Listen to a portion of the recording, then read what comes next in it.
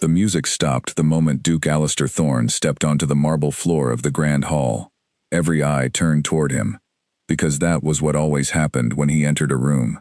He did not smile. He did not wave. He simply looked around the crowd until his gaze landed on a woman standing near the tall windows, her hand resting gently on the curve of her stomach. Elena Voss felt her heart drop the instant she saw him walking toward her. She had hoped, foolishly, that she could stay hidden in the corner of the gala for one more hour. She had hoped she could leave quietly, the way she always did, without anyone noticing her. But Alistair Thorne noticed everything. That was his gift, and his curse. He stopped only a few steps away from her, close enough that she could smell the sharp scent of his cologne, close enough that she could see the coldness in his gray eyes. The chandeliers above them threw soft golden light across the room, but there was nothing warm about the way he looked at her. "I did not expect to see you here," he said, his voice calm, but carrying an edge that cut through the noise of the party. "I was invited," Elena answered, keeping her chin lifted, even though her hands trembled at her sides. "Invited," he repeated, as if the word tasted strange in his mouth. His eyes moved down to her stomach, and something in his expression hardened even further. "And I suppose you expect the whole city to believe that child is mine." A gasp rippled through the small crowd that had gathered nearby, pretending not to listen while listening to every word. Elena felt her face grow hot with shame, though she had done nothing to be ashamed of. She opened her mouth to speak, but he did not let her. "Look at yourself," he continued, his voice rising just enough for more people to hear. "Standing here in a borrowed dress, at a party you were barely invited to, hoping someone will feel sorry for you. Do you think I am a fool, Miss Voss?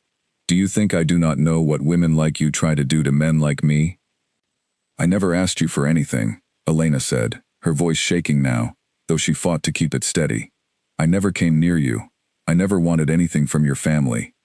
And yet here you are," Alistair said, stepping even closer, carrying a child, and letting everyone whisper that it belongs to the Thorne name. "Tell me, whose child is it really? Because it is certainly not mine." The room seemed to hold its breath. Elena could feel dozens of eyes on her, some curious, some cruel, some simply hungry for a scandal to talk about over breakfast the next morning. She wanted to scream at him, to tell him the truth, to tell him that the child growing inside her belonged to his own brother, the brother he had barely spoken to in years, the brother he did not even know had died with a secret so large it could shake the foundations of his entire family. But she could not say it. Not here. Not like this. Julian had made her promise, in his final days, that she would protect their child from the cruelty of the Thorne family, until the truth could be revealed the right way, in the right time, with proof that no one could deny. So instead, Elena simply looked at Alistair, her eyes glistening, but refusing to fall, and said the only thing she could say. "You will regret this one day, Your Grace." She turned before he could respond, weaving through the crowd with as much dignity as she could gather, her heels clicking against the marble floor like a countdown to nowhere. Behind her, she heard the murmurs start immediately, the whispers spreading like fire through dry grass. She did not look back. She could not look back. If she did, she was afraid she might fall apart right there in front of everyone. Alistair watched her go, his jaw tight, his hands curled into fists at his sides. He told himself he felt nothing but irritation, nothing but the frustration of another woman trying to use his family's name for her own gain. He told himself the tightness in his chest was anger and nothing more. He did not know, not yet, that the child Elena carried had eyes exactly like his brother's. He did not know that in a few months, he would look into a tiny face and see Julian staring back at him. He did not know that his cruel words tonight would follow him for the rest of his life, haunting him every time he remembered the sound of Elena's voice breaking as she walked away. Outside the mansion, the night air was cold, and Elena wrapped her thin shawl tighter around her shoulders as she waited for her car. Her hands were still shaking, not from the cold, but from the humiliation that still burned in her chest. She thought of Julian, of the way he used to hold her hand and promise her that everything would be fine, that his family would understand eventually, that love was worth the risk. But Julian was gone now, and the promises he made felt like ashes in her mouth. She was alone, carrying his child, facing his brother's contempt with nothing but her own strength to protect her. As the car pulled up, Elena took one last look at the mansion behind her, its windows glowing with golden light, its halls filled with people who thought they understood her story. They did not understand anything. They only knew the surface, the cruel words spoken in public, the whispers that would spread through the city by morning. They did not know about the letters hidden in her drawer at home, letters written in Julian's careful handwriting, telling her how much he loved her, how much he wanted their child to grow up knowing they were loved, regardless of what his family thought. They did not know about the small velvet box he had given her the week before he died, a box she had not yet found the courage to open. They did not know about the will. Elena settled into the back seat of the car, resting her hand on her stomach as the vehicle pulled away from the mansion. She could still feel the sting of Alistair's words, but beneath that sting was something else, something that had been growing inside her for weeks. It was not just sadness, it was determination. She thought about the lawyer's office she had visited only 2 weeks earlier, about the quiet man in the gray suit who had told her that Julian's estate included provisions she did not yet fully understand.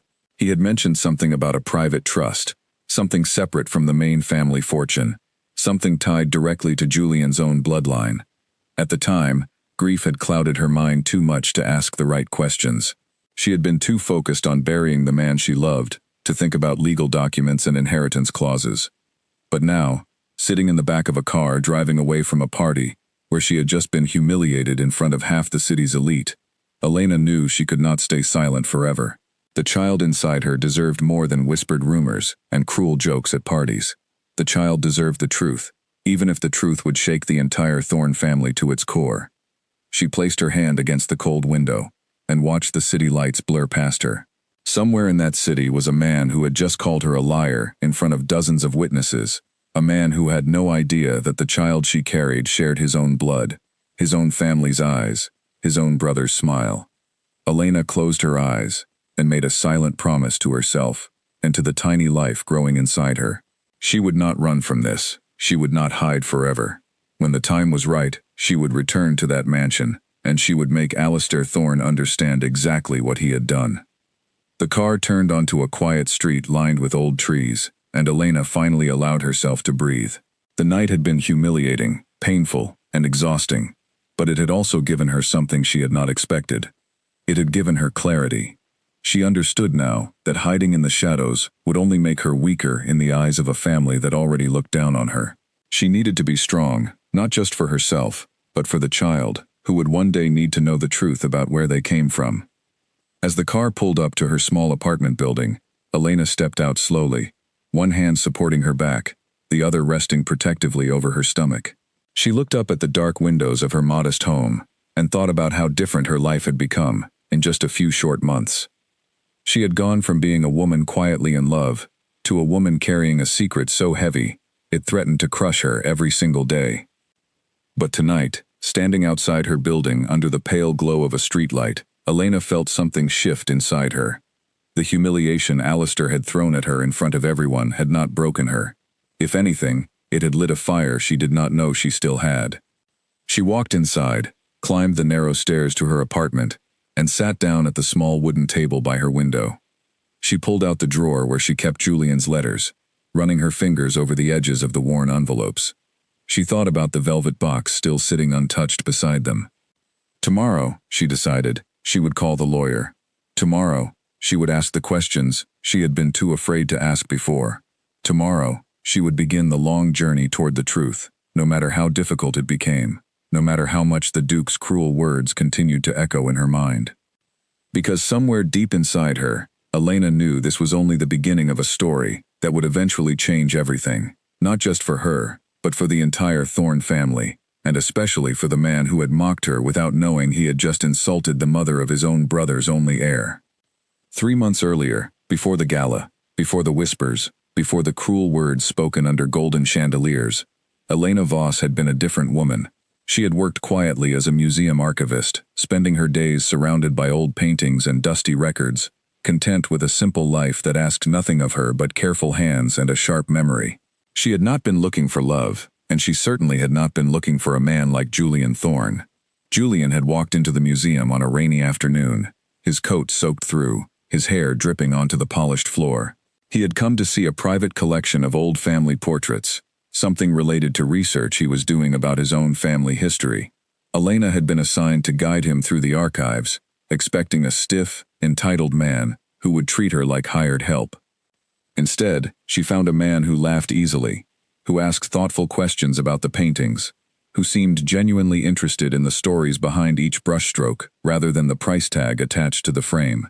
He had none of the coldness she had heard people describe when they spoke of the Thorn family. He was warm, curious, and surprisingly humble for someone born into such wealth.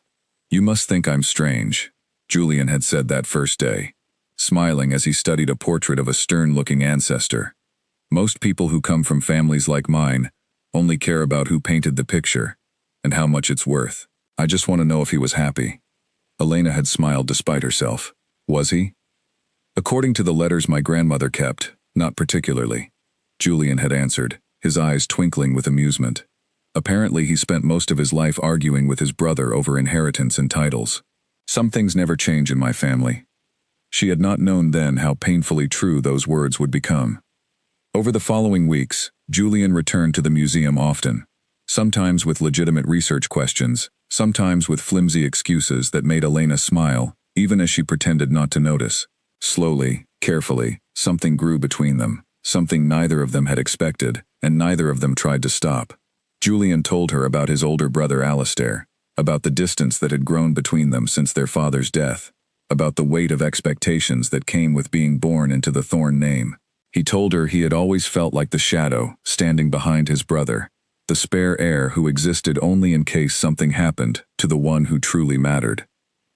"Alistair carries everything on his shoulders," Julian had said one evening, sitting across from her at a small cafe, far from the eyes of anyone who might recognize him. "He became Duke too young, after our father died. He had to grow hard to survive it. I don't blame him for how he is now, but I don't know how to reach him anymore either." Elena had listened, her heart aching for the man beside her, a man who seemed to carry his own quiet loneliness, despite all his family's wealth and power.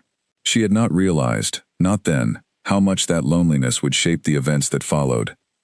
Their love grew in secret, hidden from the prying eyes of the aristocracy, hidden from Alistair, hidden from anyone who might have judged Julian for choosing a woman without a title, without old money, without the pedigree the Thorn family valued so highly.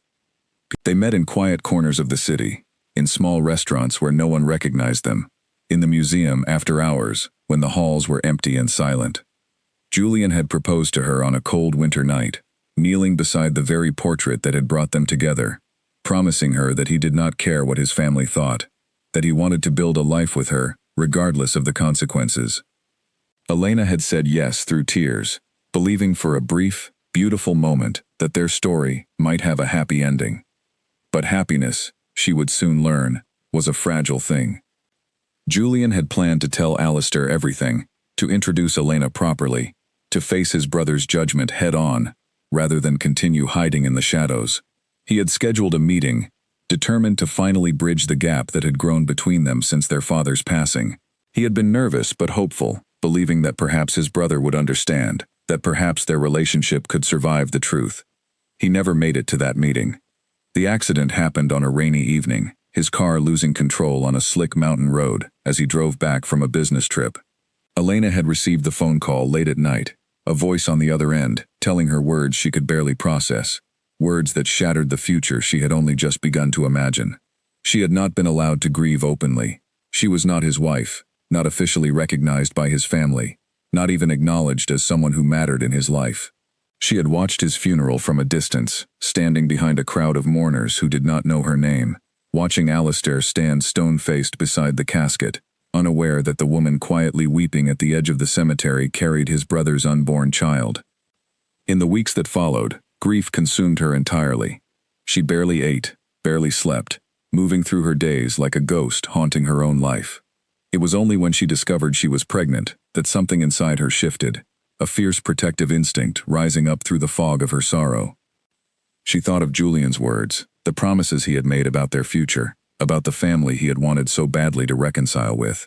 She thought about the child growing inside her, a child who would never know their father, a child who deserved to know the truth about where they came from, even if that truth came wrapped in complicated family politics and painful history. It was during this time that a lawyer named Edmund Hartley had reached out to her, requesting a private meeting regarding matters related to Julian's estate.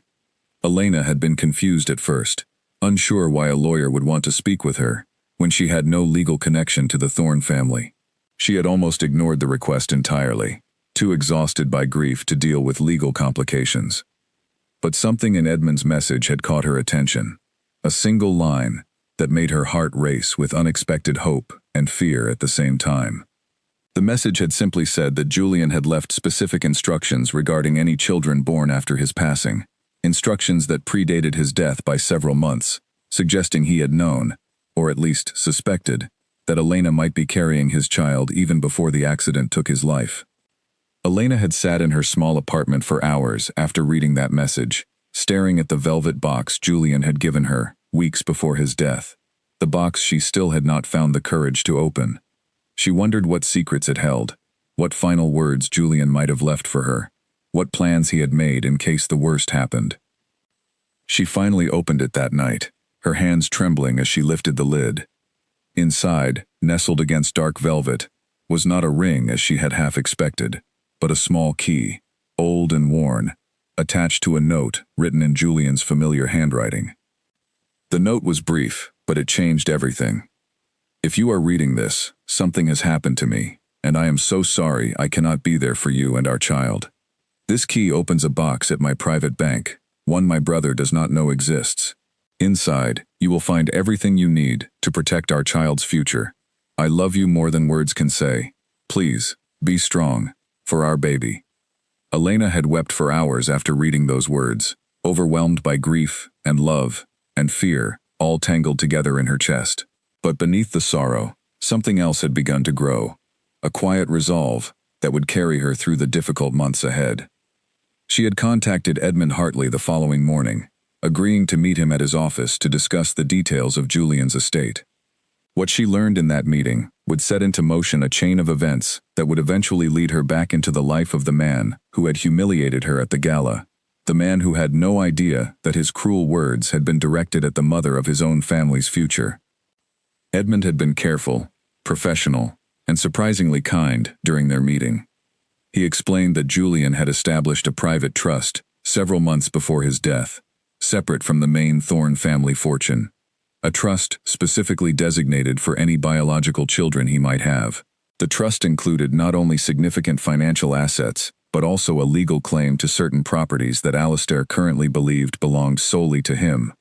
Your child, Edmund had explained gently, watching Elena's face carefully for her reaction, if proven to be Julian's biological offspring, would have a legitimate claim as his only heir. This is not a small matter, Miss Voss.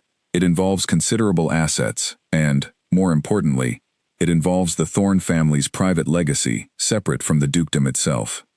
Elena had felt overwhelmed by the weight of this information, understanding immediately that revealing the truth would not be simple. It would mean stepping into a world of wealth and power that had always intimidated her, a world where people like Alistair Thorne looked down on women like her without a second thought. What do I need to do? She had asked, her voice steady, despite the fear coiling in her stomach. For now, Edmund had said, you need only take care of yourself and the child. When the baby is born, we will need to establish paternity through proper legal channels. Until then, I would advise discretion. The Thorne family, particularly the Duke, can be difficult when it comes to matters that threaten what he perceives as his family's interests. Elena had nodded, understanding all too well the difficulty Edmund was referring to, though she had not yet experienced the full force of Alistair's contempt at that point. That would come later, at the gala, under the golden chandeliers, in front of a crowd eager for scandal. Walking home from that meeting, Elena had felt a strange mixture of grief and determination settling into her bones. She was no longer just a woman mourning a lost love. She was now the guardian of a secret that could reshape an entire family's future, the protector of a child who would one day inherit more than just wealth, but also the complicated legacy of a family torn apart by pride and distance. She had promised herself that night, walking alone through quiet streets under a gray winter sky, that she would do whatever it took to protect her child, even if that meant facing Alistair Thorne's cruelty again and again, until the truth finally came to light. She did not yet know how difficult that journey would become, how many more humiliations she would endure before the truth was finally revealed. But she knew, with a certainty that surprised even herself, that she was ready to fight for the life growing inside her. The gala had been her first real test, the first time she had faced Alistair Thorne face to face since Julian's death. She had gone against her better judgment, hoping perhaps that being present, that showing herself as a woman with dignity, rather than someone hiding in shame, might soften whatever assumptions he had already formed about her. Instead, she had walked away humiliated, her heart pounding with anger and hurt, but also, unexpectedly, with a strange sense of clarity. Alistair's cruelty had confirmed something she needed to understand clearly before moving forward. He would not simply accept the truth when it finally came. He would fight it, question it, perhaps even try to destroy it, before it could threaten whatever image he had built of his family's legacy. Elena understood now that she needed more than just Julian's letters and a hidden key. She needed undeniable proof, legal protection, and the strength to withstand whatever battles lay ahead. As she sat in her apartment that night, surrounded by the quiet remnants of Julian's memory, she made a decision that would shape everything that followed. She would not hide anymore. She would not shrink from the Thorne family's judgment. She would prepare herself, carefully and deliberately, for the moment when she would finally reveal the truth, not with desperation, but with the quiet strength of a woman who had nothing left to lose and everything left to protect. The morning after the gala, news of the confrontation had already spread through every corner of high society. Alistair sat in his study, a cup of untouched coffee cooling beside him, as his assistant, a sharp young man named Nathaniel, read aloud from a stack of newspapers and gossip columns that had somehow already published details of the previous night's events. "They are calling her a fortune hunter," Nathaniel said carefully, watching his employer's face for any reaction. "Several columns suggest she may be trying to extort the family. One even claims she has approached other wealthy families in the past with similar accusations." Alistair said nothing, his jaw tight as he stared out the window, overlooking the vast gardens of Thorne Manor. He told himself he should feel satisfied. He had exposed her publicly, humiliated her the way she deserved for trying to attach herself to his family's name. He should feel victorious. Instead, he felt an uncomfortable knot forming in his stomach, one he refused to examine too closely. "Cancel my afternoon meetings," he said abruptly, standing from his desk. "I want to know everything about this woman. Where she works, where she lives, who her family is, anything that might explain why she would try something so foolish." Nathaniel nodded, though something in his expression suggested hesitation. "Your Grace, if I may ask, are you certain this is the wisest course of action? The public confrontation last night has already drawn considerable attention. Digging further into her personal life might only fuel more speculation." "I do not care about speculation," Alistair snapped, though his voice lacked its usual sharp confidence. "I care about protecting this family from people who would use tragedy for their own gain."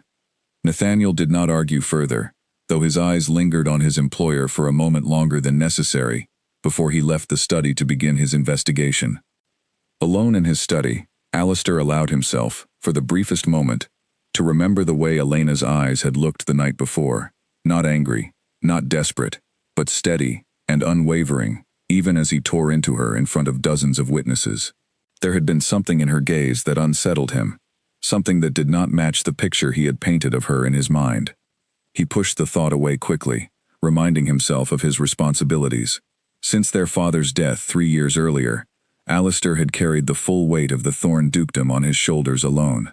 He had watched countless people try to take advantage of his family's wealth and influence. Distant relatives suddenly appearing with sob stories, business partners attempting to manipulate contracts in their favor, women appearing at events hoping to catch his attention for reasons that had nothing to do with genuine affection. He had built walls around himself out of necessity, learning early that trust was a luxury he could not afford. His brother Julian had always accused him of becoming cold, distant, too consumed by duty to remember what it meant to simply live. Alistair had brushed off these accusations at the time, believing Julian simply did not understand the pressures that came with being the eldest son, the one responsible for maintaining everything their father had built. Thinking of Julian sent a familiar ache through his chest, one he rarely allowed himself to acknowledge. His brother's death had left a hole in his life he had not expected, despite the distance that had grown between them in recent years. They had drifted apart slowly, arguments over small matters, growing into larger silences, until eventually, they barely spoke at all, except during required family gatherings. Alistair had always assumed there would be time to repair things between them, time to sit down and rebuild whatever bridge had crumbled over the years. He had not expected Julian's life to end so suddenly, so far from any real reconciliation. The guilt of that unfinished business sat heavily on him, though he rarely allowed himself to examine it too closely. His thoughts were interrupted by a soft knock on the study door. His younger sister, Beatrice, entered without waiting for a response, her expression a mixture of concern and disapproval that he recognized immediately. "I heard what happened last night," she said, settling into the chair across from his desk without being invited. "The entire city is talking about it, Alistair. Did you really humiliate a pregnant woman in front of half our social circle?" "She was trying to attach herself to our family," Alistair said, though his voice sounded less certain than he intended. "Based on what evidence?" Beatrice asked, raising an eyebrow. "Did she actually claim the child was yours, or did you simply assume that because she was pregnant and standing near you?" Alistair paused, replaying the confrontation in his mind. He realized, uncomfortably, that Elena had never actually claimed the child belonged to him. She had simply been standing at the gala, and he had approached her, assuming the worst based on rumors he had heard from acquaintances who claimed she had been seen at several Thorne family events over the past year. "She has been appearing at our family's events," he said, though the certainty in his voice had noticeably weakened. It seemed obvious what she was trying to do. Beatrice studied her brother carefully, her expression softening slightly. "You know, Alistair, sometimes I wonder if you've forgotten how to see people as anything other than threats. Not everyone who comes near this family is trying to take something from us." "You did not see her at the gala," Alistair said defensively. "The way she carried herself, the way she looked at me, as if she had every right to be there." "Maybe she did have every right to be there," Beatrice said quietly. "Have you considered that possibility?"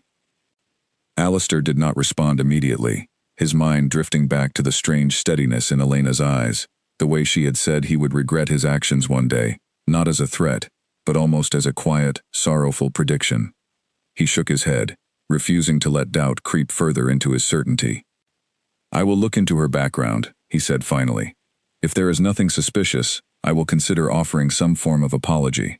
But I will not simply accept claims without proof, Beatrice. Too much is at stake for this family." Beatrice sighed, standing to leave the study. "Just be careful, brother. Sometimes the things we fear losing the most are the things we push away with our own hands." Her words lingered in the room, long after she had left, settling uncomfortably into Alistair's chest as he returned to staring out at the gardens below. Meanwhile, across the city, Elena had spent the morning trying to distract herself from the humiliation of the previous night by focusing on preparations for the baby's arrival. She had visited a small shop specializing in second-hand furniture, carefully selecting a crib that fit within her modest budget, imagining the nursery she would create in the spare room of her apartment. As she walked home, her arms weighed down with bags of small necessities, she noticed a black car parked across the street from her building, a driver sitting inside watching the entrance with an attentiveness that made her uneasy. She quickened her pace, telling herself it was simply her imagination, that grief and stress were making her paranoid. But the following day, the same car appeared again, and this time, a man approached her as she left her building, introducing himself as a journalist eager to hear her side of the story regarding the incident at the Thorne Gala. Elena had refused to speak with him, hurrying past with her heart pounding, but the encounter left her shaken, a clear reminder that her private struggles had suddenly become public entertainment. She called Edmund Hartley that evening, her voice trembling, as she described the strange car, the reporter, the sudden intrusion into her carefully guarded privacy. "This was somewhat expected," Edmund said gently, though concern colored his tone. "The Duke has considerable resources at his disposal, Miss Voss. It is likely he has begun investigating you personally, trying to determine your intentions." "What should I do?" Elena asked, exhaustion evident in her voice. "For now, continue as you have been," Edmund advised. "Avoid speaking to reporters. Avoid engaging with anyone claiming to represent the Duke's interests. We will need to move carefully, especially once the child is born and we begin the process of establishing paternity." Elena thanked him before ending the call, sitting quietly in her apartment, as darkness settled outside her window. She placed a protective hand over her stomach, feeling the gentle movement of the child within her, a reminder of exactly why she needed to remain strong, despite the mounting pressure surrounding her. She thought about Alistair, about the investigation he had likely already begun, about the cold calculation she imagined driving his every move. She wondered what he would find when he dug into her past, what conclusions he would draw about a woman with no family connections, no significant wealth, nothing but a quiet job at a museum, and a heart that had once been foolish enough to fall in love with a man far above her station. She hoped, quietly, that whatever he discovered might soften his judgment, even slightly, but she also prepared herself for the possibility that it would not, that Alistair Thorne's suspicion ran too deep to be swayed by simple facts about her character. As the days passed, Alistair's investigation into Elena's background yielded results that surprised him more than he expected. His private investigators reported that she had no history of scandal, no pattern of pursuing wealthy men, no evidence of financial desperation that might explain an attempt to manipulate his family. She had worked steadily at the museum for nearly 5 years, known by colleagues as quiet, diligent, and remarkably private about her personal life.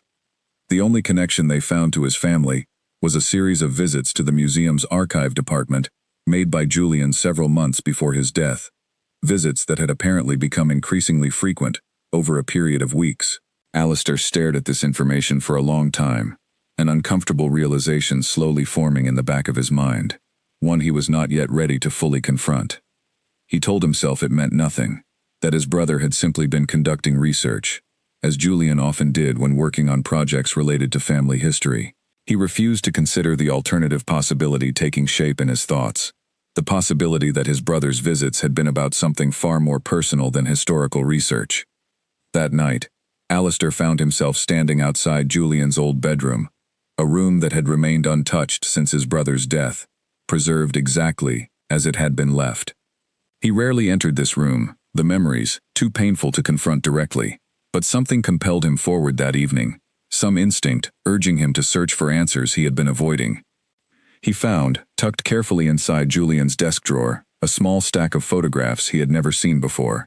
Images of his brother smiling genuinely, standing beside a woman with dark hair and warm eyes. A woman Alistair recognized immediately, despite the months that had passed since he had first seen her at the gala.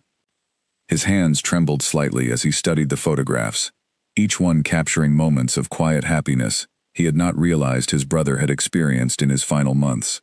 Julian looked lighter in these images, freer than Alistair remembered him being in years, his smile reaching his eyes in a way that suggested genuine joy, rather than the practiced expressions he wore during family gatherings. Alistair sat down heavily on his brother's old bed, staring at the photographs for a long time, the weight of what he had done at the gala settling over him like a heavy stone. He thought about the cruel words he had spoken, the public humiliation he had inflicted on a woman his brother had clearly loved deeply. For the first time since the confrontation, doubt began to crack through the certainty he had clung to so tightly.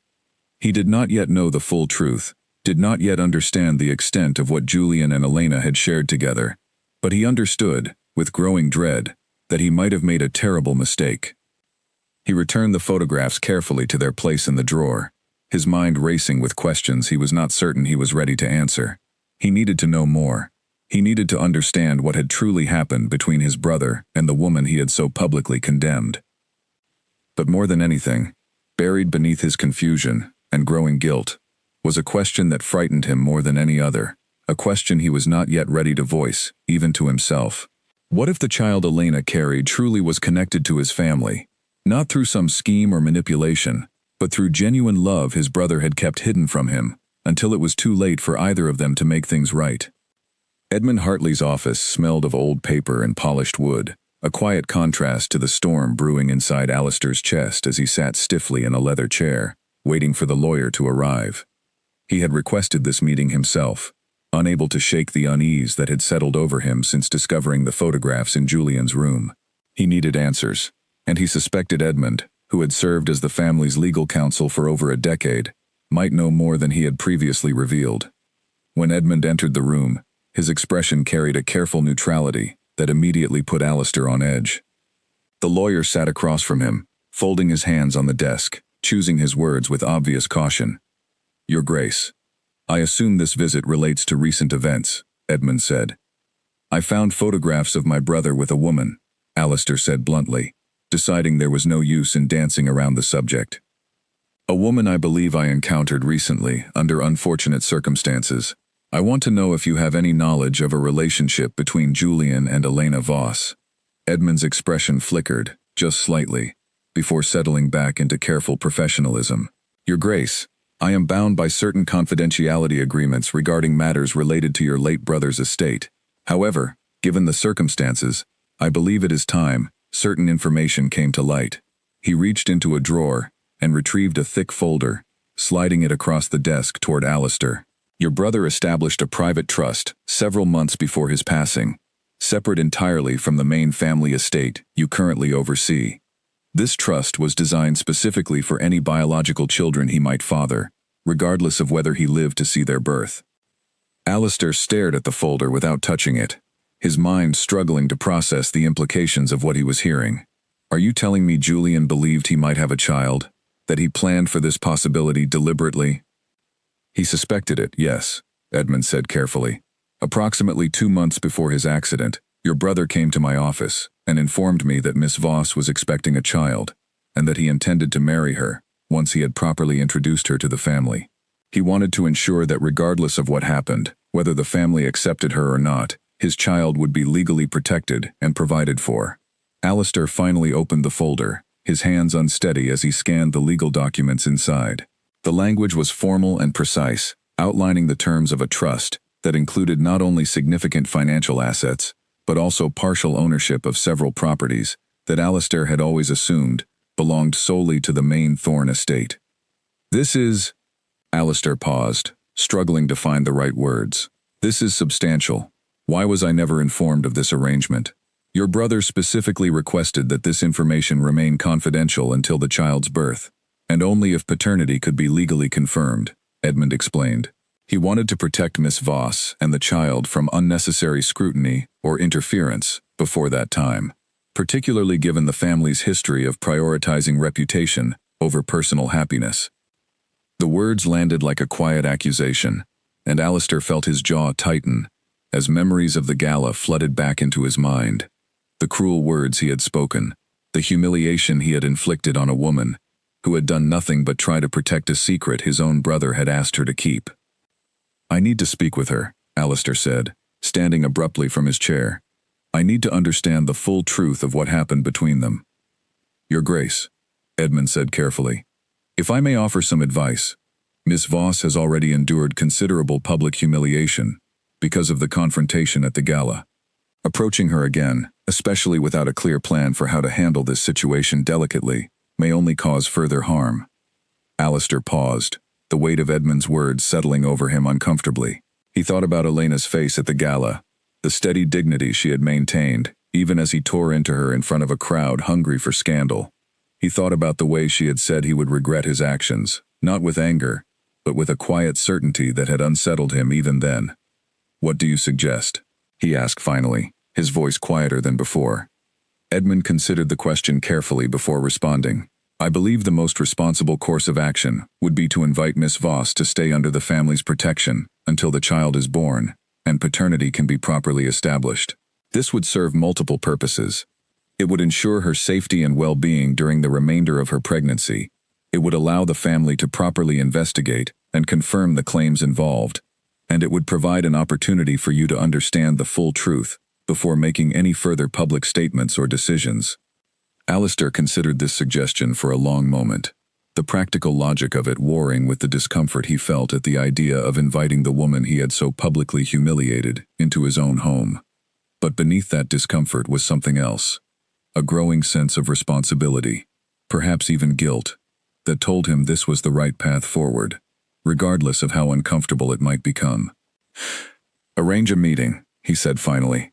I will speak with her myself.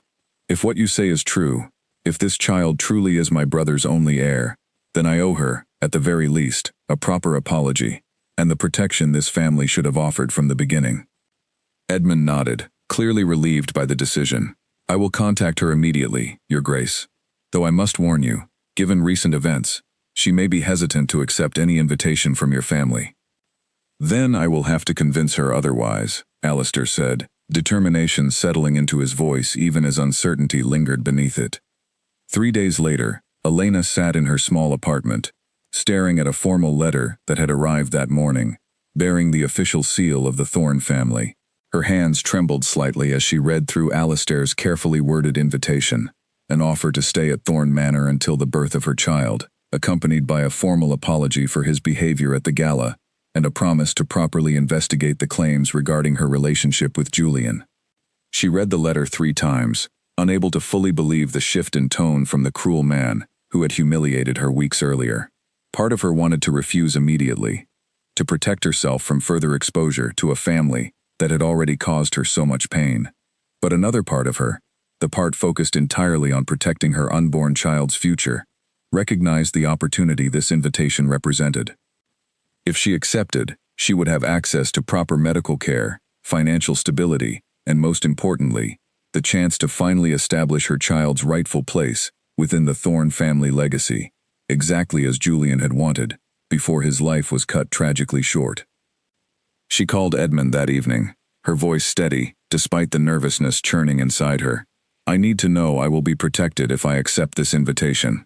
I need to know the Duke will not simply use this as an opportunity to further humiliate me or dismiss my claims. I have spoken with the Duke personally, Edmund assured her. He seems genuinely committed to understanding the truth, Miss Voss. I believe, based on our conversation, that his behavior at the gala was born more from misunderstanding and defensive instinct than genuine malice. That does not excuse his actions, but it does suggest a willingness to make amends. Elena sat quietly for a long moment, weighing her options carefully.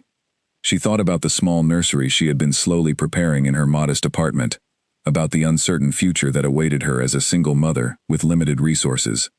She thought about Julian's final wishes, his hope that their child would one day be properly recognized as part of the Thorne family, regardless of the obstacles that stood in the way. I will accept, she said finally, her voice firm, despite the fear still lingering in her chest. But I want it understood clearly that I am not doing this for wealth or status. I am doing this because it is what Julian wanted for our child, and because I believe our baby deserves the chance to know their father's family, even if that family did not always treat me with the respect I deserved. I will convey your conditions clearly, Edmund promised. And Miss Voss, for whatever it is worth, I believe you are making the right decision, both for yourself and for your child. The following week, Elena packed a small suitcase, her hands trembling slightly, as she prepared to leave the modest life she had built for herself and step into the unknown world of the Thorne family estate. She looked around her apartment one final time, at the small crib she had purchased, at the quiet corners where she had spent countless hours grieving Julian's absence, and she felt a strange mixture of fear and hope settling over her. As the car arrived to take her to Thorne Manor, Elena placed a protective hand over her stomach, whispering a quiet promise to the child growing inside her. We are going to be okay, she said softly. No matter what happens, no matter how difficult this becomes, I promise I will protect you, and I will make sure your father's family finally understands the truth about who you are.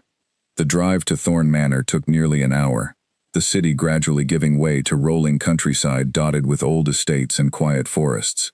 Elena watched the scenery pass by her window, her heart pounding with each mile that brought her closer to a confrontation she had both feared and prepared for since the night of the gala.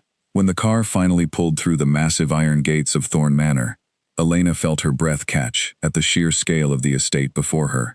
The manor rose before her like something from a painting, its stone walls ancient and imposing, its gardens meticulously maintained, stretching out in every direction, with a beauty that felt both magnificent and intimidating.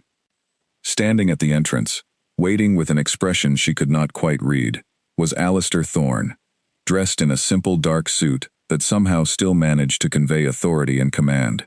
As the car came to a stop, Elena took a deep breath, gathering every ounce of courage she possessed, before stepping out to face the man who had once humiliated her in front of the entire city, but who now stood ready to learn the truth she had carried alone for far too long. Alistair watched the car door open, his heart beating with an unfamiliar unsteadiness as Elena stepped out onto the gravel driveway. She looked different than she had at the gala, dressed simply in a soft gray coat, her dark hair pulled back loosely, her expression guarded but composed. He noticed, almost against his will, the careful way she moved, one hand instinctively resting against her stomach, protective and instinctive. "Miss Voss," he said, stepping forward, his voice carrying none of the coldness it had held weeks earlier. "Thank you for accepting my invitation."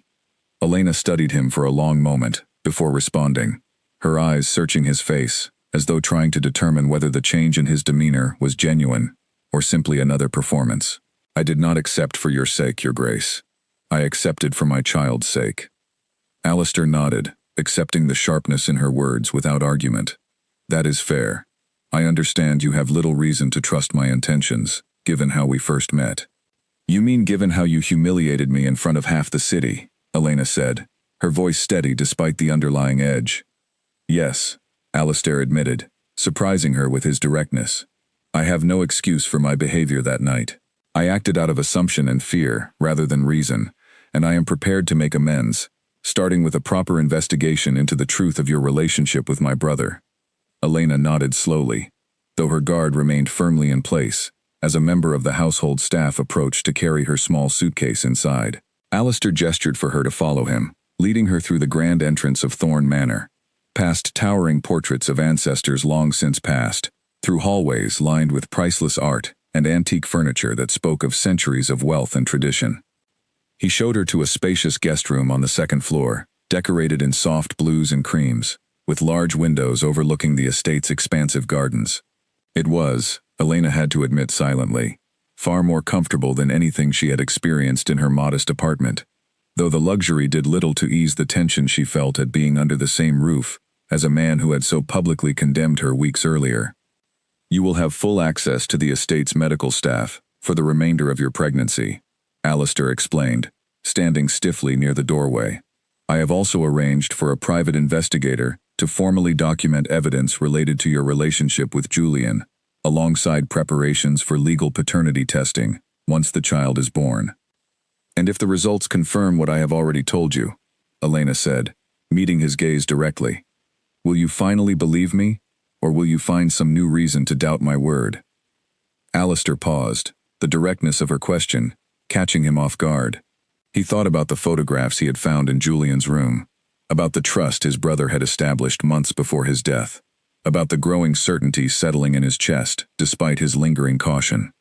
"I will believe the evidence," he said finally, "and if it confirms your claims, I will do everything within my power to make amends for how I have treated you." Elena studied him carefully, searching for any sign of insincerity in his expression. Finding none, she allowed herself a small measure of cautious relief, though she remained careful not to let her guard down entirely. Over the following days, Elena settled into an uneasy routine within the walls of Thorn Manor. She spent her mornings resting under the careful supervision of the estate's private physician, her afternoons wandering through the extensive gardens when her energy allowed, and her evenings often eating dinner alone in her room, uncertain of her place within the household's rigid formalities. Alistair, for his part, found himself unexpectedly drawn to observing the quiet woman now residing within his family's estate. He watched her from a distance during meals they occasionally shared, noting the careful way she interacted with the household staff, treating everyone with a warmth and respect that contrasted sharply with the entitled behavior he had grown accustomed to from most guests who visited Thorn Manor. One afternoon, he found her sitting alone in the estate's library, a book resting unopened in her lap as she stared out the window toward the gardens beyond. He hesitated at the doorway, uncertain whether to intrude on her solitude, but something compelled him forward. "May I join you?" he asked, gesturing toward the empty chair across from her. Elena studied him for a moment before nodding, setting the unopened book aside. "This was one of Julian's favorite rooms," she said quietly, surprising him with the sudden mention of his brother. "He told me once that he used to hide here as a child, whenever the pressures of family expectations became too overwhelming." Alistair sat down slowly, absorbing this small piece of information about his brother's childhood, a detail he had somehow never known, despite growing up in the same household. "I did not realize he felt that way, even as a child. He carried a lot of quiet burdens," Elena said, her expression softening as she spoke of the man she had loved. "He always felt like he existed in your shadow, though he never resented you for it. He simply wished the two of you could have been closer." especially as adults. Alistair felt a familiar ache settle in his chest, the guilt of unfinished conversations and missed opportunities weighing heavily on him. I always assumed there would be time to repair whatever distance had grown between us. I never imagined losing him so suddenly. He talked about you often, Elena continued gently. Even during our happiest moments together, he worried about how you would react if he ever told you about us. He loved you, Alistair, despite the distance between you. He simply did not know how to bridge that gap before it was too late. The use of his first name, rather than his formal title, struck Alistair unexpectedly, softening something within him that had remained rigid and guarded for years. He looked at Elena carefully, seeing not the calculating woman he had assumed her to be at the gala, but someone who had genuinely loved his brother, someone who now carried the weight of that loss, alongside the responsibility of protecting their unborn child. "Tell me about him," Alistair said quietly, surprising himself with the request. "Tell me about the version of my brother you knew, the one who apparently found peace in this very room." Elena smiled softly, a genuine warmth briefly breaking through the careful guard she had maintained since arriving at the estate. Over the following hour, she shared stories of Julian's laughter, his curiosity about history and art, his quiet dreams of one day starting a family away from the pressures of aristocratic expectations. She spoke of small moments, quiet dinners, long walks through the city, the way he used to hum old songs under his breath whenever he thought no one was listening. Alistair listened intently, absorbing each detail with a hunger he had not expected, piecing together a fuller picture of his brother's final months, a picture filled with genuine happiness he had never known Julian experienced. As Elena spoke, something within Alistair began to shift, the cold certainty that had defined his approach to the situation, slowly giving way to something softer, something that felt uncomfortably close to genuine care for the woman sitting across from him. Over the following weeks, these quiet conversations in the library became a regular occurrence, each one revealing new layers of understanding between two people who had begun their acquaintance under the harshest possible circumstances. Alistair found himself looking forward to these afternoons, drawn not only by his growing understanding of his brother's final months, but also by an unexpected respect for Elena's quiet strength and resilience. Elena, despite her initial caution, found herself slowly lowering her guard as well, recognizing genuine remorse in Alistair's efforts to understand the truth, rather than simply dismiss her claims.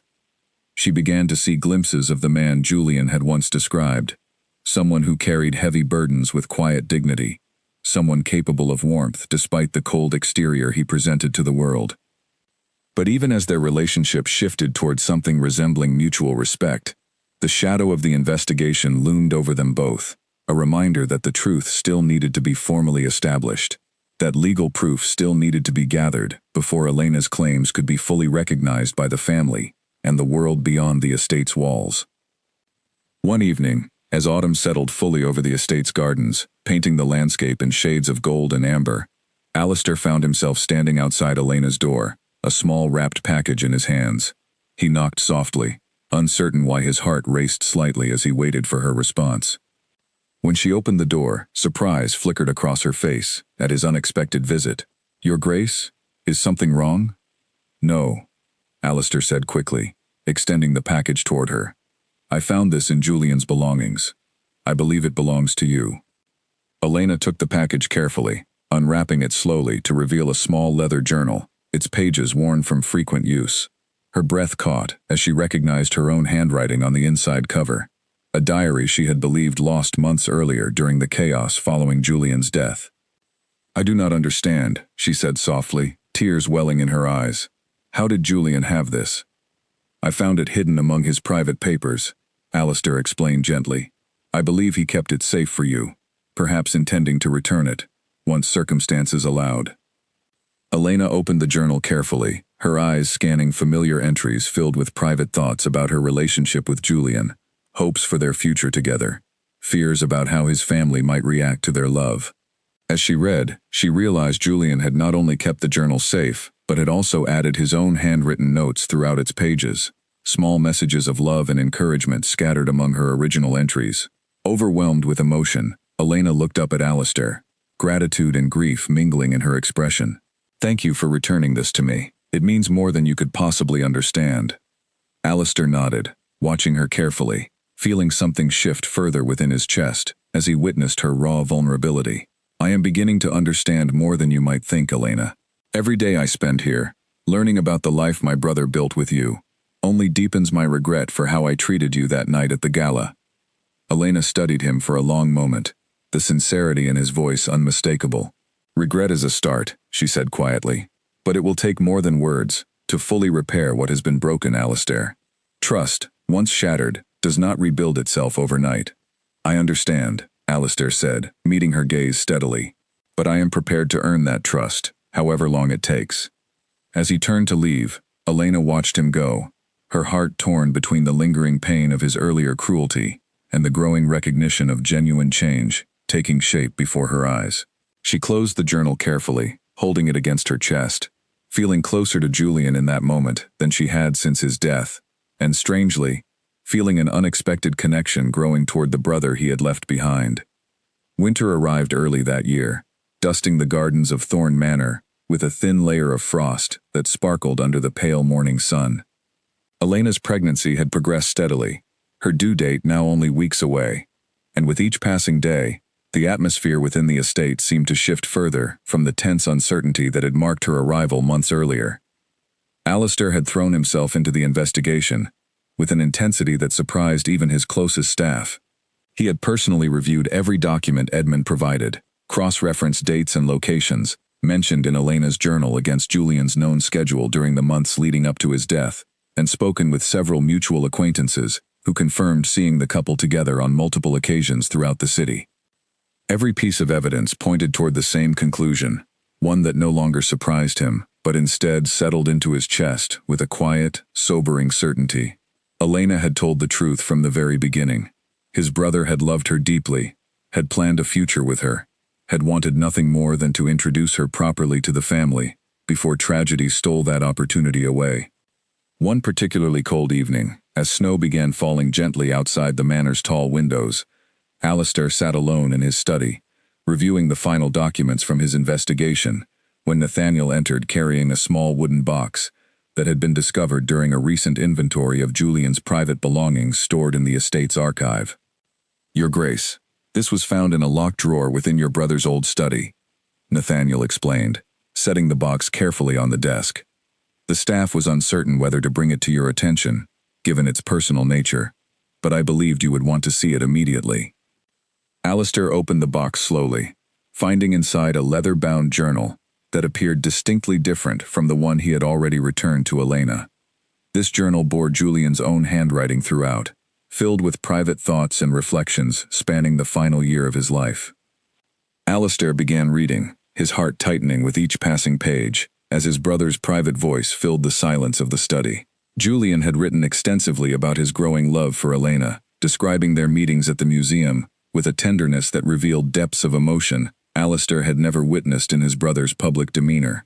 But interspersed among these joyful reflections were also entries filled with anxiety and fear, worries about how their family would react, concerns about the pressure Elena might face if their relationship became public. One entry, dated only weeks before Julian's death, struck Alistair particularly hard. "I fear my brother has forgotten how to feel joy," Julian had written. "He carries so much weight on his shoulders that I worry he has convinced himself love and happiness are luxuries he cannot afford. I want to show him that it does not have to be this way. I want him to meet Elena, to see the way she makes me feel truly alive for the first time since Father's passing. Perhaps, if he sees how happy I am, he will finally understand that duty and love do not have to exist as opposites." Alistair set the journal down, overwhelmed by the weight of his brother's words.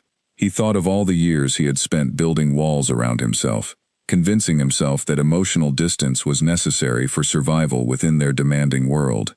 He had assumed Julian's frustration with him stemmed from simple disagreements over family matters, never realizing his brother had genuinely worried about his emotional well-being, had hoped desperately to help him find happiness beyond the burdens of duty. Further into the journal, Alistair found an entry that revealed Julian's plans for the very meeting he had scheduled before his fatal accident, the meeting intended to finally introduce Elena to the family. "Tomorrow, I will finally tell Alistair everything," Julian had written. "I am nervous, more nervous than I have been about anything in years, but I know this is the right decision. Elena deserves to be acknowledged properly, and our child deserves a family that embraces them fully, not one built on secrets and hidden truths. I hope, more than anything, that my brother will understand, that he will see in Elena what I see, and that perhaps this might even bring us closer together, after everything that has kept us apart these past years. The entry ended abruptly there. The following pages left blank, a haunting reminder of the conversation that never happened, the reconciliation that had been so close within reach before fate intervened so cruelly. Alistair sat in silence for a long time after finishing the journal, tears he rarely allowed himself blurring his vision as the full weight of his brother's hopes and fears settled over him. He thought about Elena, asleep upstairs in one of the manor's guest rooms, carrying within her the final piece of his brother's legacy, a child who represented not only Julian's love, but also his hope for a reconciliation that had come tragically too late. He closed the journal carefully, placing it back within its wooden box, before making his way quietly through the darkened halls of the manor toward Elena's room. He paused outside her door, uncertain whether to disturb her at such a late hour, but the weight of everything he had just learned pressed urgently against his chest, demanding release. He knocked softly, and after a moment, Elena opened the door, her expression shifting from surprise to concern as she noticed the visible emotion still lingering on his face.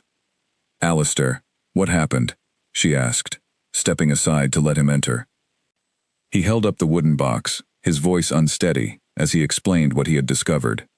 Elena listened carefully, her own eyes filling with tears, as he read aloud several passages from Julian's journal, her heart aching at hearing her love's private thoughts articulated so clearly, so honestly, so full of hope for a future that had been stolen from them both. "He truly wanted us all to be a family," Elena said softly, wiping tears from her cheeks. "He believed you would understand, that you would embrace us despite everything." "I failed him," Alistair said, his voice breaking slightly. "I failed both of you. If I had simply been more open, more approachable, perhaps he would have told me sooner. Perhaps things could have been different." Elena reached out gently, placing a comforting hand on his arm, a small gesture that carried unexpected warmth. "You cannot change the past, Alistair, but you can honor Julian's hope for reconciliation by embracing this child, by finally becoming the brother he always believed you could be." Alistair looked up at her, gratitude and grief mingling in his expression as he absorbed the sincerity of her words. In that quiet moment, standing together in the dim light of her room, something shifted permanently between them, a bond forged not through romance or obligation, but through shared grief and a mutual commitment to honoring the memory of the man who had brought them into each other's lives. "Thank you," Alistair said quietly, "for sharing him with me, even now, for helping me understand who he truly was, beyond the surface I allowed myself to see for far too long." Elena smiled softly through her tears. "He would be glad to know you finally understand, Alistair, and I believe, wherever he is grateful that his child will grow up knowing both sides of their family, connected fully to the legacy he always hoped to build." As Alistair left her room that night, walking slowly back through the quiet halls of Thorn Manor, he felt a weight lifting from his shoulders that had rested there for years, not fully gone, but finally beginning to ease. He understood now, with complete certainty, that the child Elena carried was not a threat to his family's legacy, but rather its truest continuation, a living testament to the love and hope his brother had carried until his final days. He resolved, standing alone in the quiet darkness of the manor's grand hallway, that he would do everything within his power to ensure this child grew up knowing the full truth of their heritage, embraced fully by a family finally willing to set aside pride and suspicion in favor of genuine connection and belonging. The pains began in the early hours of a cold January morning, sharp and sudden, pulling Elena from a restless sleep with a gasp that echoed through the quiet guest room. She pressed a hand against her stomach, breathing carefully through the wave of discomfort, counting the seconds as she had been taught during her prenatal appointments with the estate's physician. By the time the second contraction arrived, stronger and closer than the first, Elena knew with certainty that the moment she had both anticipated and feared for months had finally arrived. She reached for the small bell resting on her nightstand, ringing it urgently, until a member of the household staff rushed to her door. Within minutes, The entire manor seemed to spring into motion. The estate's physician was summoned immediately, along with a team of nurses who began preparing the private birthing suite that had been arranged weeks earlier, in anticipation of this moment. Alistair, roused from his own restless sleep by the sudden commotion, arrived at Elena's door, just as the medical staff began guiding her carefully toward the prepared room. "Is everything all right?" he asked, concern evident in his voice, as he watched Elena's face contort, with the discomfort of another contraction. "The baby is coming," the physician confirmed, her tone calm but efficient. "Everything appears to be progressing normally, Your Grace, but I would recommend allowing us space to work." Alistair nodded, stepping back to let the medical team pass, though his eyes remained fixed on Elena as she was guided down the hallway, gripping the arm of a nurse for support. Their eyes met briefly before she disappeared through the doorway of the birthing suite, and in that fleeting moment, Alistair saw not fear, but fierce determination reflected in her expression, the same steady strength he had come to deeply respect over the months she had spent within his family's home. The hours that followed passed with agonizing slowness for Alistair, who found himself pacing the hallway outside the birthing suite, unable to settle despite Beatrice's gentle attempts to calm him when she arrived shortly after receiving word of the situation. "You care for her," Beatrice observed quietly, watching her brother's restless movements with a knowing expression, "more than you have admitted, even to yourself." Alistair paused his pacing, considering his sister's words carefully, before responding. "I care about honoring Julian's memory, about ensuring his child receives everything they deserve." "That may be true," Beatrice said gently, "but I do not believe that fully explains the worry etched across your face right now, brother." Alistair did not respond, though the truth of his sister's observation settled uncomfortably within his chest. Over the months since Elena's arrival at Thorn Manor, something had shifted within him, something he had not fully acknowledged even to himself. He had grown to respect her resilience, to admire her quiet strength, to find genuine comfort in their evening conversations within the library. He was not entirely certain what these feelings meant, but standing outside the birthing suite, listening to the muffled sounds of Elena's labor, he understood with sudden clarity that her well-being, and the well-being of the child she carried, mattered to him far more deeply than simple family obligation could explain. As dawn began breaking over the estate's frosted gardens, painting the sky in soft shades of pink and gold, a sound finally pierced through the tense silence of the hallway, the unmistakable cry of a newborn infant, strong and clear, filling the manor with a sound that seemed to echo through every corner of the ancient house. Alistair felt his breath catch, tears unexpectedly filling his eyes, as the physician emerged from the birthing suite moments later, her expression warm with relief and joy. "Congratulations, Your Grace," she said, smiling gently. "Miss Voss has given birth to a healthy baby boy. Both mother and child are doing remarkably well." Alistair nodded, unable to find words adequate for the emotions swelling within his chest. He waited, his heart pounding with anticipation, until finally he was permitted to enter the room, where Elena sat propped against soft pillows, exhaustion evident in her features, but overshadowed entirely by the radiant joy illuminating her face as she gazed down at the small bundle held carefully in her arms. "Would you like to meet him?" she asked softly, looking up at Alistair as he approached hesitantly. Alistair nodded, moving closer until he stood beside the bed, looking down at the tiny face nestled within soft blankets. The infant's eyes were open, unfocused, but curious, gazing upward with an expression that struck Alistair with sudden, overwhelming familiarity. The eyes were undeniably, unmistakably Julian's eyes, the same warm gray shade, the same gentle curve at the corners, that had always given his brother's expressions such genuine kindness. Alistair felt his breath catch entirely as he stared down at the child, every remaining shred of doubt he had carried, finally dissolving completely in the face of this undeniable, living proof of his brother's legacy. "He has Julian's eyes," Alistair whispered, his voice thick with emotion he no longer attempted to hide. Elena smiled softly, tears glistening in her own eyes, as she watched Alistair's reaction. "I noticed it the moment he was born. It felt like Julian was here with us, in this very room, watching over his son. May I hold him?" Alistair asked, his voice uncertain, almost shy, in a way that seemed foreign to his usual commanding presence. Elena nodded, carefully transferring the small bundle into Alistair's arms, guiding his movements gently, until he held the infant securely against his chest.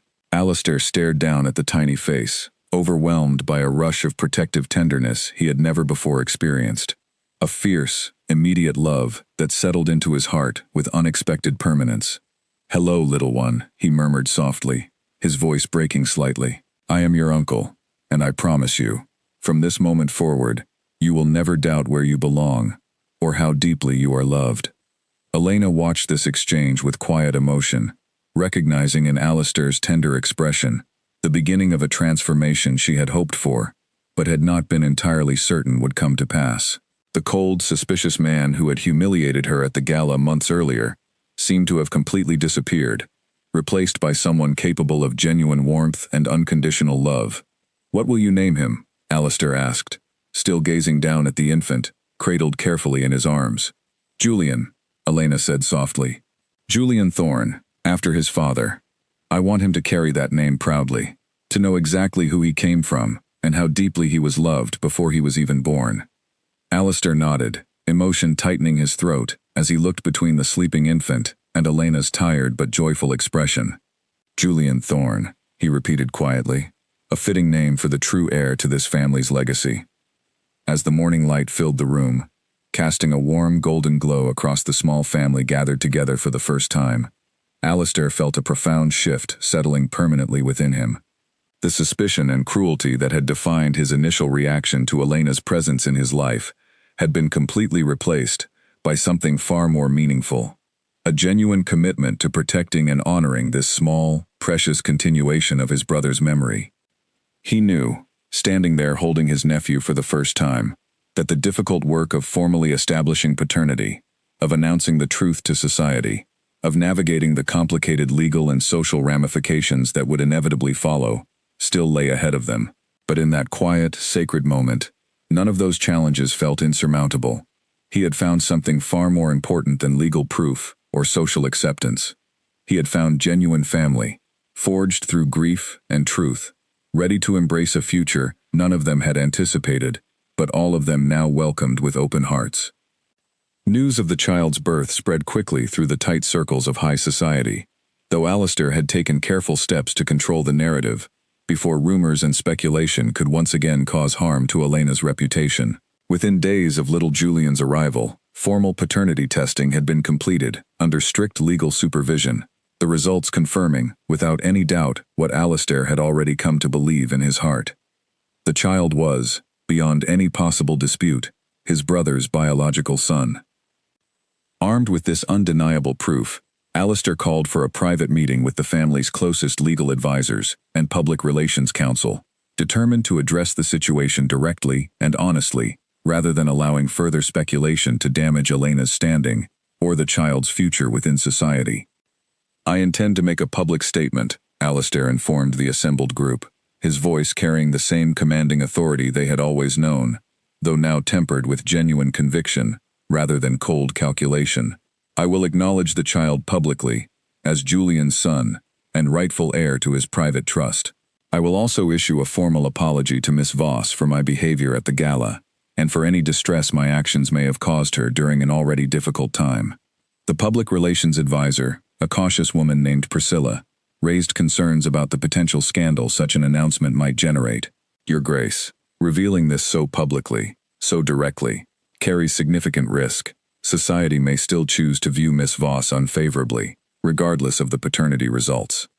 Then society will simply have to adjust its expectations," Alistair said firmly. "I will not allow fear of scandal to dictate how I treat my own family.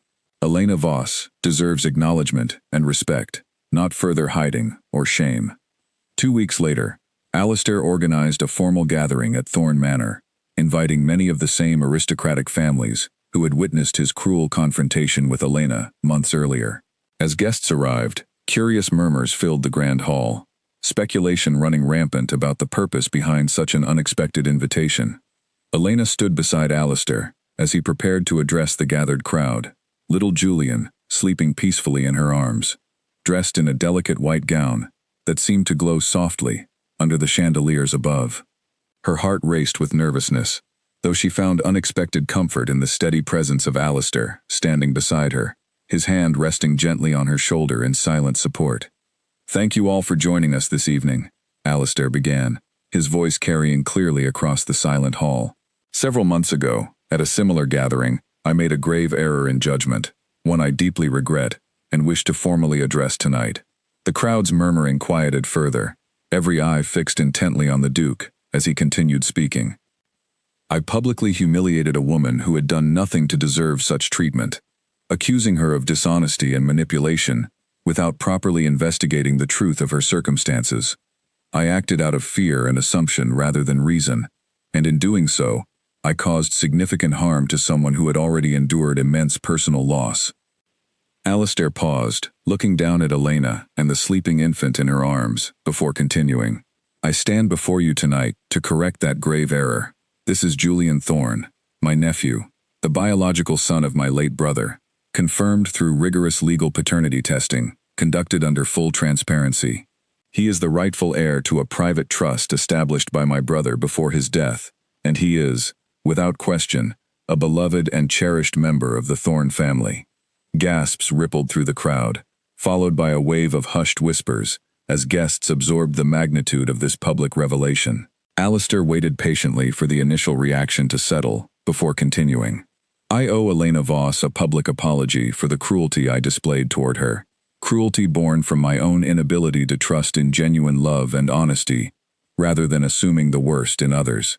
She has shown remarkable strength and grace throughout an incredibly difficult period, protecting my brother's legacy and honoring his memory in ways I failed to recognize or appreciate until it was almost too late."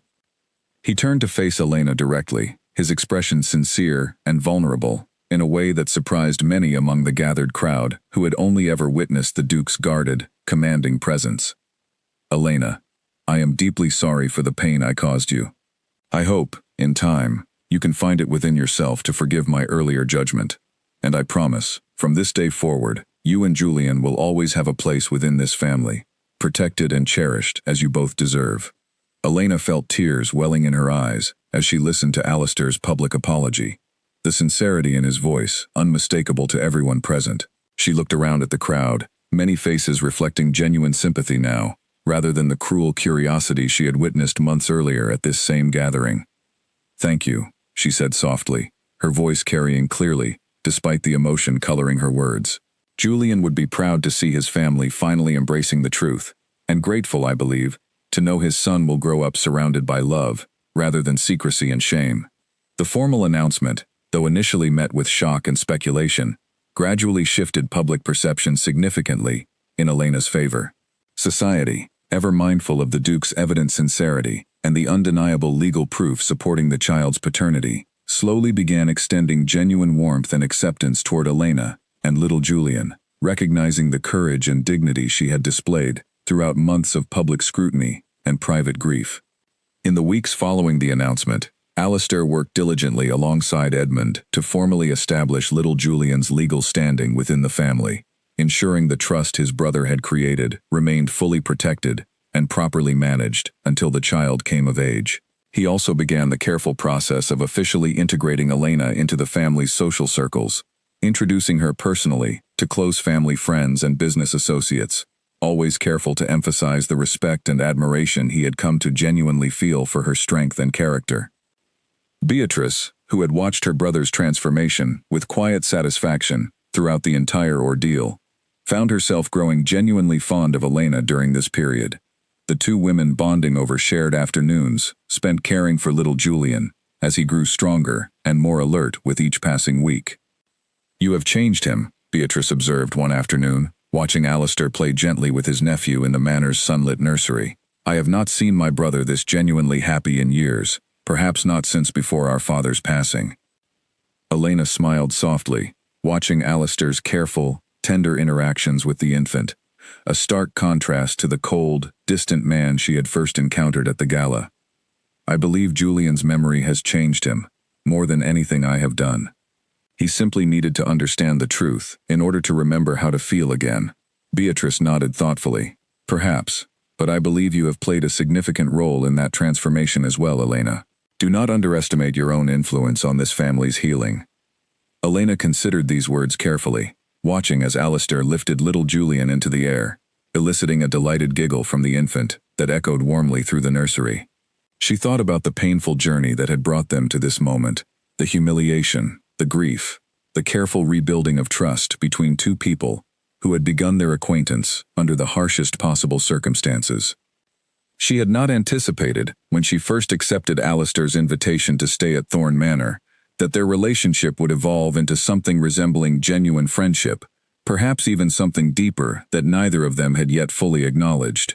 But watching him now, so tender and devoted toward his nephew, so genuinely committed to honoring his brother's memory, Elena found herself grateful, despite everything, for the unexpected path her life had taken since that painful night at the gala.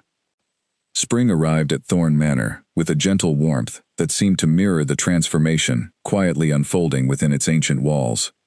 The gardens bloomed once again in vibrant colors, and little Julian, now several months old, had grown into a bright, curious infant, whose laughter had become a regular, cherished sound, echoing through the estate's grand hallways. Elena had settled permanently into life at Thorn Manor, no longer as a guest tolerated out of obligation, but as a genuine member of the family, embraced fully by Beatrice, respected by the household staff, and treated with growing tenderness by Alistair himself. The formal legal matters surrounding little Julian's inheritance had been fully resolved, his position as Julian Thorne's rightful heir now firmly and publicly established beyond any question or doubt. On a warm afternoon in early May, Alistair found Elena sitting in the garden, little Julian resting peacefully in a basket beside her, as she read quietly beneath the shade of an old oak tree. He approached slowly, settling onto the grass beside her with an ease that had become natural between them over the past months. "I have been thinking," he said, watching his nephew's peaceful sleeping face with quiet affection, "about everything that has happened since the night I first met you." Elena looked up from her book, studying his thoughtful expression carefully. "It has been quite a journey, has it not?" "More than I ever anticipated," Alistair admitted. "I came into this situation determined to protect my family from what I believed was manipulation and deceit. Instead, I found genuine love, genuine truth, and a version of myself I did not know still existed beneath years of guarded distance." Elena smiled softly, closing her book to give him her full attention. "You have changed a great deal, Alistair. The man who confronted me at that gala seems almost like a stranger now." "I hope that is a positive observation," Alistair said, a hint of genuine vulnerability coloring his voice. "It is," Elena assured him gently. "I have watched you become someone truly devoted to honoring your brother's memory, someone capable of real tenderness and genuine care, not just toward Julian, but toward everyone around you." Alistair reached out hesitantly, taking Elena's hand in his own, a gesture that carried unspoken meaning neither of them had yet fully addressed aloud. "I want you to know, Elena, that my commitment to you and to Julian extends far beyond simple family obligation. Over these past months, I have come to care for you deeply, in ways I did not expect and initially struggled to understand." Elena felt her heart race at his words, though she remained quiet, allowing him space to continue. "I know our beginning was marked by cruelty and misunderstanding," Alistair continued, his voice steady despite the vulnerability evident in his expression.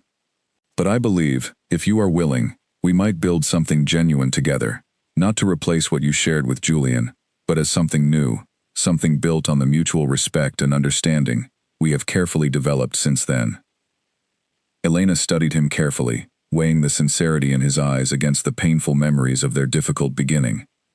She thought about the months of healing they had shared, the quiet conversations in the library, the tender way he cared for little Julian, the genuine transformation she had witnessed in him since that first devastating encounter at the gala. "I would like that," she said softly, a genuine smile spreading across her face. "Though I believe we should take things slowly, allowing our relationship to grow naturally, without rushing toward expectations. Neither of us is fully ready to meet." Alistair nodded, relief and happiness evident in his expression. "Slowly then, however long it takes for us both to feel truly ready." As they sat together beneath the old oak tree, little Julian stirring gently in his basket beside them, Elena felt a profound sense of peace settling over her, one she had not experienced since before Julian's tragic passing. She thought about the difficult journey that had brought her to this moment, the grief, the humiliation, the careful rebuilding of trust and understanding between herself and a man who had once treated her with such cruelty. She understood now that healing rarely followed a straight or simple path, that genuine transformation required patience, honesty, and a willingness to confront painful truths, rather than hiding from them. Alistair had proven, through months of dedicated effort and genuine remorse, that people were capable of profound change when given the opportunity to understand the full truth behind their assumptions. Months later, as summer settled fully over Thorn Manor, a small gathering took place in the estate's gardens to celebrate little Julian's first birthday. Family and close friends gathered together, sharing laughter and warmth beneath decorated tents, celebrating not only the child's milestone, but also the remarkable healing that had taken place within the Thorn family over the past year. Beatrice watched with quiet satisfaction as Alistair lifted his nephew high into the air, the child's delighted laughter ringing out across the garden, while Elena stood nearby, her expression radiant with genuine happiness as she watched the two of them together. "They have built something truly special," Beatrice remarked to Edmund Hartley, who had been invited to witness the joyful occasion, given his significant role in helping uncover the truth that had ultimately brought the family together. "Indeed," Edmund agreed, smiling warmly. "Julian would be immensely proud of what his family has become, I believe. His hope for reconciliation, though it came through difficult and unexpected circumstances, has ultimately been fulfilled beyond what even he might have imagined." As the celebration continued into the warm summer evening, Alistair approached Elena, little Julian now resting contentedly against his shoulder, his small hand gripping his uncle's finger with surprising strength for such a small child. "Thank you," Alistair said quietly, watching Elena's warm expression as she gazed at the two of them together. "For your patience, for your forgiveness, and for allowing me the chance to become part of this beautiful family you and Julian created together." Elena smiled, reaching out to gently stroke her son's soft hair. "Thank you for finally seeing the truth, Alistair, and for choosing to embrace it with such genuine love and commitment. Julian's legacy could not have found a better protector than the brother who ultimately learned to honor his memory so completely." As the sun began setting over the gardens, casting warm golden light across the joyful gathering, the Thorn family stood united, in a way they had not been in years, healed through truth, strengthened through shared grief, and ultimately blessed with a future built on genuine love, rather than pride or suspicion. Little Julian, safe and cherished within the arms of his family, represented far more than simply an heir to a private trust or a symbol of his father's final wishes. He represented hope, renewal, and the profound possibility that even the deepest wounds could heal when people found the courage to embrace truth over assumption and love over fear. And as Alistair looked down at his nephew's sleeping face, so remarkably similar to his brother's own gentle features, he understood with complete certainty that Julian's legacy would live on, not just through inheritance or family name, but through the genuine love and unity that had ultimately grown from the darkest moment of cruelty into the brightest chapter of healing the Thorn family had ever known.